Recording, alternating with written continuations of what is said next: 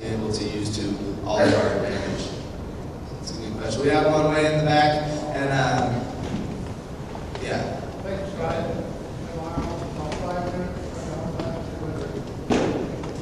My question to you, sir, is, a moment ago you mentioned an environmental impact study. That has been going on since that disco ball was put up there. In this building, it probably has more asbestos in it than Cleary. How many more environmental impact studies are we going to spend money on, Scott? That's a good question. That's a great question. I will admit the fact that study after study after study has been done, not commercial. You're trying to pay the dealer when you're playing blackjack so you get the hand of the money. The bottom line is, May 8th, Santa Clara, 85 or more % of the people up there have been riding Clearbridge over 30 years, and we're all kicking. Just like Denise Jones's father worked at the KCAC mine. You guys are trying to pretend like the sky is falling and the public's not buying it. We need to work together. Salinas Valley and a lot of people that I'm representing that are not here tonight would like to ride Clearbridge. Like I mentioned in May 8th, the sharks kill people out in the ocean. They don't shut down the beaches.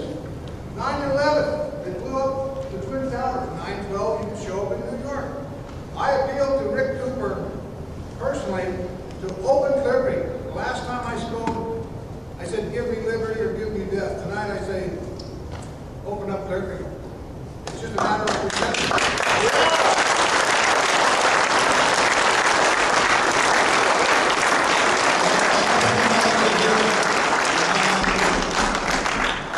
That's well within reason to, state those concerns. I think we heard a lot of the similar frustration and the actual issues that he's stated here in some of our earlier discussions.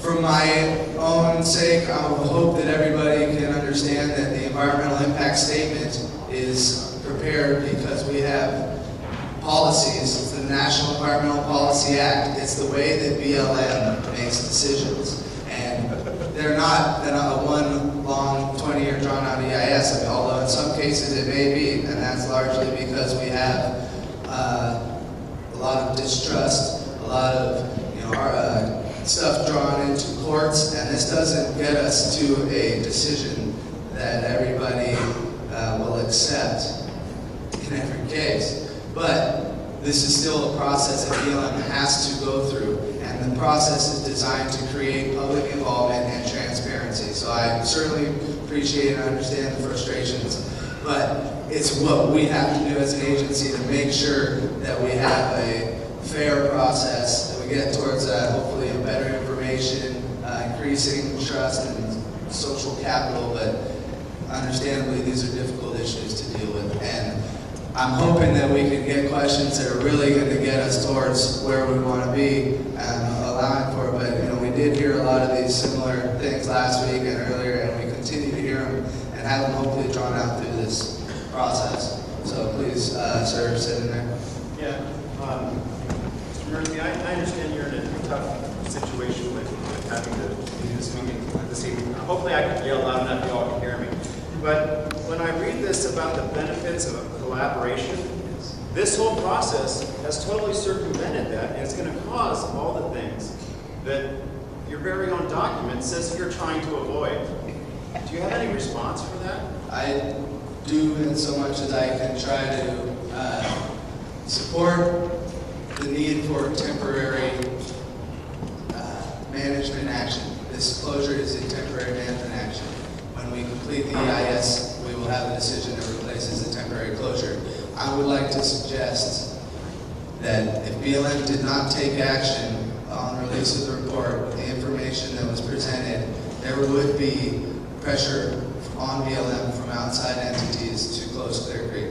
We know in the past there's been attempts to have court-ordered closure on issues that I would say are probably less significant than this. Is that outside entity public or private?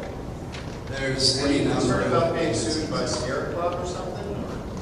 I'm just simply saying that a court-ordered closure would be a very likely outcome. And I don't know, I know that there's frustration about managing on what ifs and might happens, but we've experienced this before where there have been attempts to have Clear Creek closed on court orders for issues, again, that I would suspect or just say offhand are less significant. Well, I understand, but at least at that point, you can point us, we can point to the judge, we can point to the group that took it there. Now we're not pointing at you, sir. That's fine, because BLM needs to be responsible in managing public lands, and that includes public health and safety. And I appreciate your comments. Steve, you want to add something? Yeah. I just had a quick question in regards to, we understand the legal pressure that you're put under on a regular basis.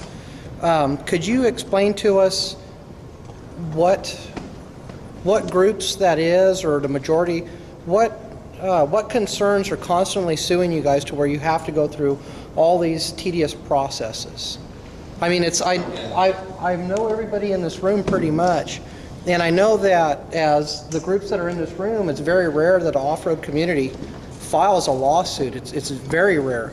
Could you please explain who is putting all this pressure on you? What groups are suing you guys? Thank you. Again, I'm not going to venture to say who it would be, because I'm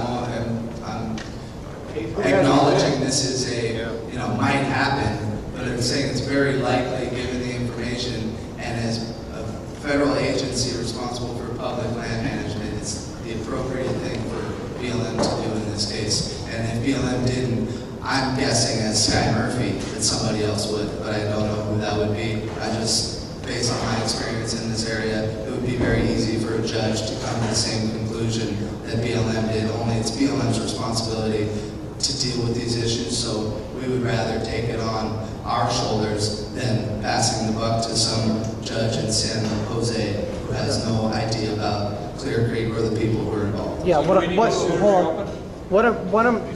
I'm asking is, the court order, the closure is in full effect immediately. The Interior Board of Land Appeals is the panel of judges, the court, that any appeal goes to. If folks want to pursue lifting the closure by legal means, there has been attempts to do that in the past. The Salinas Ramblers and the Blue Ribbon Coalition filed an appeal back in 2005 when we did the first dry season closure. The same judges who would receive any appeals now would be looking at the same information, and they agreed that it was within BLM's area of responsibility and within reason for us to issue the temporary closure. And again, it would be hard for a judge who has no area or has no experience or area of expertise in this to rule otherwise. And that's why it's BLM's responsibility to take the initiative to deal with this. This temporary closure is how we do it, and this EIS process is how we do it. could I finish? Yeah, please. Yeah.